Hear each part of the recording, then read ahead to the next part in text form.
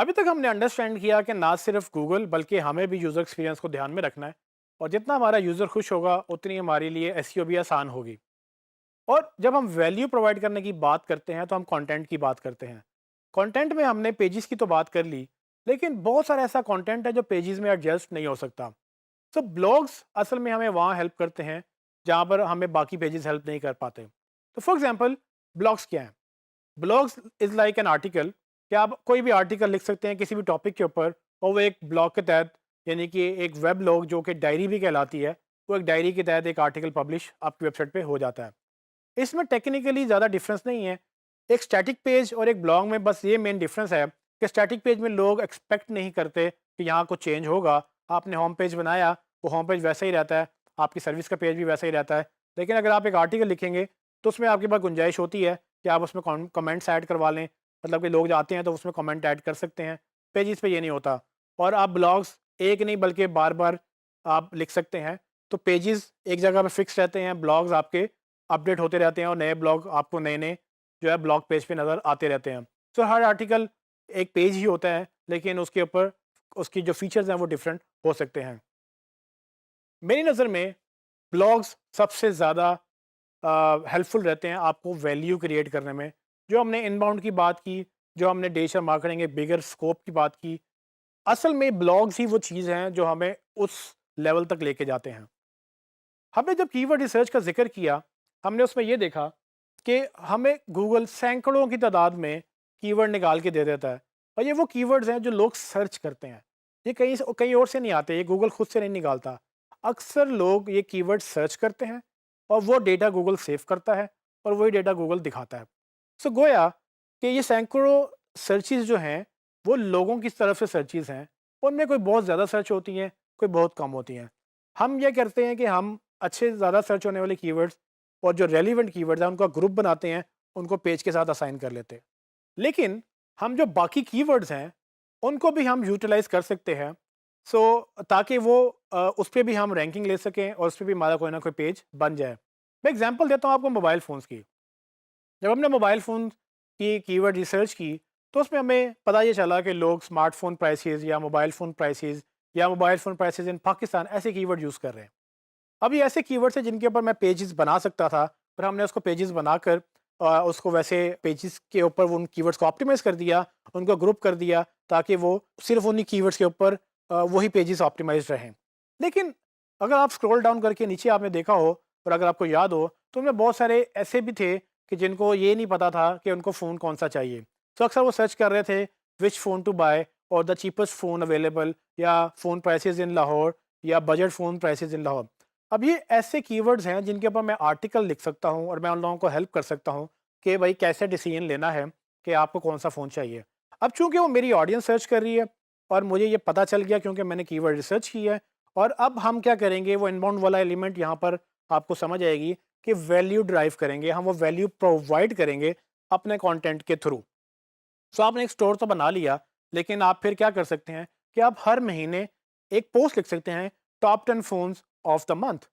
इसमें आपके लिए बड़ी आसान होगी क्योंकि आपके पास तो कंटेंट आ रहा है, आपको पता है कि कौन से फ़ोन चल रहे हैं और कौन से फ़ोन नहीं चल रहे हैं। वो रेटिंग के तहत आप डिसाइड कर सकते हैं कि टॉप 10 फ़ोन्स कौन से हैं जो आप अपने उसके ऊपर एक आर्टिकल आप लिख सकते हैं। सो जून, जुलाई, अगस्त हर महीने का एक आप आर्टिकल पब्लिश करें, तो लोग आपको इस बात पे पसंद करेंगे कि भाई ये वो वेबसाइट है जो हर महीने हमें ये गाइड करती है कि वो टॉप 10 फ़ोन्स कौन से हैं। सो फॉर एग्ज़ाम्पल, अगर किसी ने नहीं भी बाय करना, अब हर महीने तो कोई फ़ोन बाय नहीं करेगा। लेकिन जब भी वो करेगा, वो आपके पास आएगा और आपके उस ब्लॉग को आके पढ़ेगा कि भाई मैं देखूँ कि इस महीने का टॉप 10 में से वो कौन से फ़ोन्स हैं जो मुझे अच्छे लग रहे हैं। इसी तरह से आप और भी अपनी कंटेंट को डाइवर्सिफ़ाई कर सकते हैं। फॉर एग्ज़ाम्पल, अगर किसी को अपना मोबाइल फ़ोन ख़राब हो गया है या उसको एक सर्टेन एक प्रॉब्लम आ रहा है, तो आप उसके ऊपर पूरा आर्टिकल लिख सकते हैं कि how to fix a certain problem. वो प्रॉब्लम कुछ भी हो सकती है कि how to fix your screen error या how to clean your mobile. आप लोगों को गाइड कर सकते हैं कि अपना मोबाइल साफ़ कैसे करना है।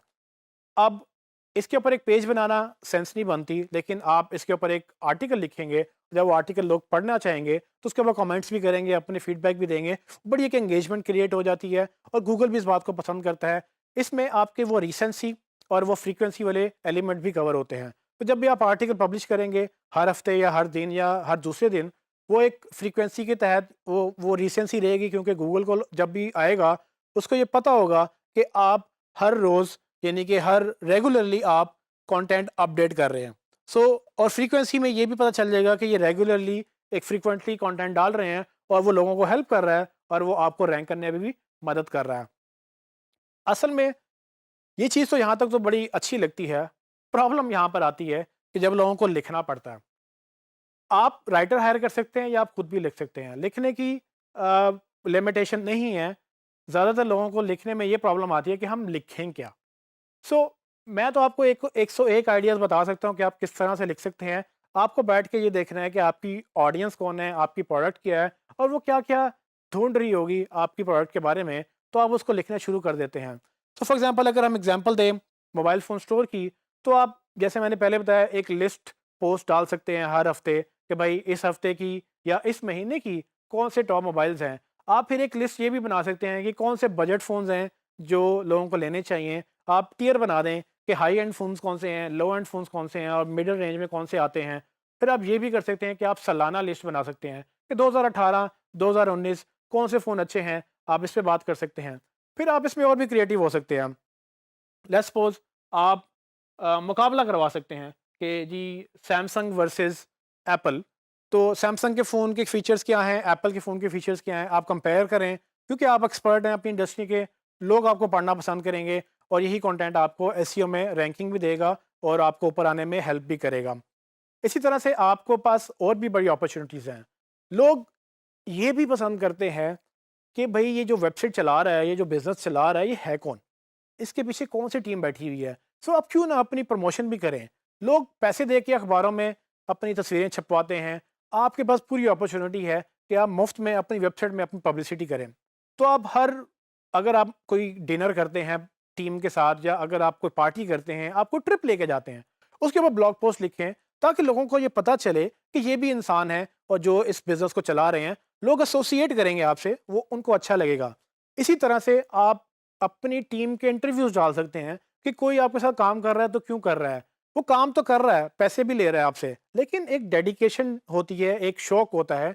जब आप वो शो करेंगे लोगों को, तो बेसिकली वो आपका एक ह्यूमन एलिमेंट नज़र आएगा लोगों को कि भाई ये एक अच्छी टीम है और ये अपने काम को बड़ी सीरियसली लेती है और ये चीज़ आपकी ऑडियंस को पसंद भी आएगी और अगेन गूगल तो इसको पसंद करेगा ही क्योंकि हम हर उस कीवर्ड पे आर्टिकल लिखते चले जा रहे हैं, जो लोग ढूँढ रहे हैं और ये कि हम फ्रीक्वेंसी भी मेंटेन कर रहे हैं, हम रिसेंसी भी मेंटेन कर रहे हैं और एक अच्छे कंटेंट वाली वेबसाइट को गूगल ऊपर रैंक करता है और आपके कंपेटिटर्स जो बिल्कुल भी कंटेंट नहीं डाल रहे होंगे वो ऐसे-ऐसा नीचे चले जाएँगे। सो ये काम चाहे आप अपनी वेबसाइट के लिए करें, चाहे आप किसी को एज़ अ सर्विसेज़ सेल करें या आप अपने क्लाइंट की वेबसाइट के लिए करें, इट डज़न्ट मैटर। जब आप एसईओ करेंगे, आपको कंटेंट एज़ अ फैक्टर लेना है और जितनी ज़्यादा आप कंटेंट पब्लिश करेंगे, उतना ज़्यादा आपके लिए बेहतर होगा और पब्लिश करने के लिए 101 आइडियाज़ मौजूद हैं। आप और भी आइडियाज़ ढूँढ सकते हैं, आप हमसे भी बात कर सकते हैं। इसमें बेशुमार चीज़ें इन्वॉल्व्ड हैं। हमारी कोशिश ये होगी कि हम आपको रेफ़रेंसेस भी दें ताकि आपको क्लैरिटी आ जाए कि किस-किस तरह से आप आइडियाज़ बैठ के जनरेट कर सकते हैं।